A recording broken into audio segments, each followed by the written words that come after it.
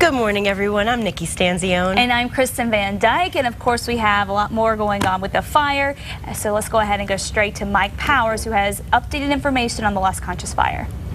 All right, very good. Thank you, Kristen and Nikki. You mentioned those numbers, 61,000 acres burned, 3% contained of the Las Conchas fire. We expect to get updated numbers from state forestry and federal officials coming up later this morning and, of course, at noon. Now, the fire did move closer to both Los Alamos National Lab and the city of Los Alamos overnight, but for the most part, firefighters have kept those lines steady, and indeed, that is good news. Now, David Romero joins us now. He's been in Los Alamos basically non-stop since that fire started. And David, you had a chance to talk to the fire chief, and I think he's cautiously optimistic still.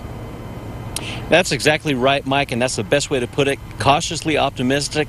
They are trying to make sure that to definitely keep the flames out of the town of Los Alamos and as far out of the mountain as possible. Take a look at some of the video we shot from Sky Ranger yesterday. You can see just how much of the smoke and flames were coming from that area. Chief Tucker mentioned earlier this morning that some of the flames have gotten into the Pajarito ski basin. They are actually burning the trees between some of the ski runs.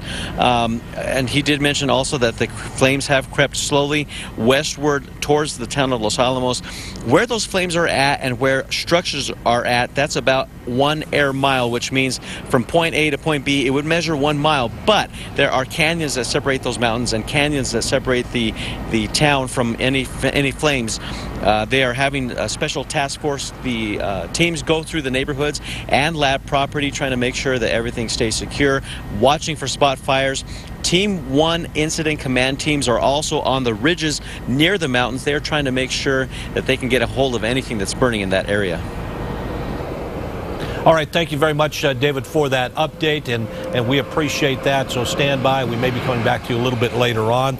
They have expect some reinforcements to come in to help out with the fire today. So by the end of the day, there could be as many as 1,000 people helping with the fire, either on the fire lines or in the air or elsewhere with the fire. So indeed, a huge number there. The lab is closed again today and tomorrow. So Nikki and Kristen, that is the very latest information on the Las Conchas fire. We will, of course, have more throughout the morning as needed, including right here on the show.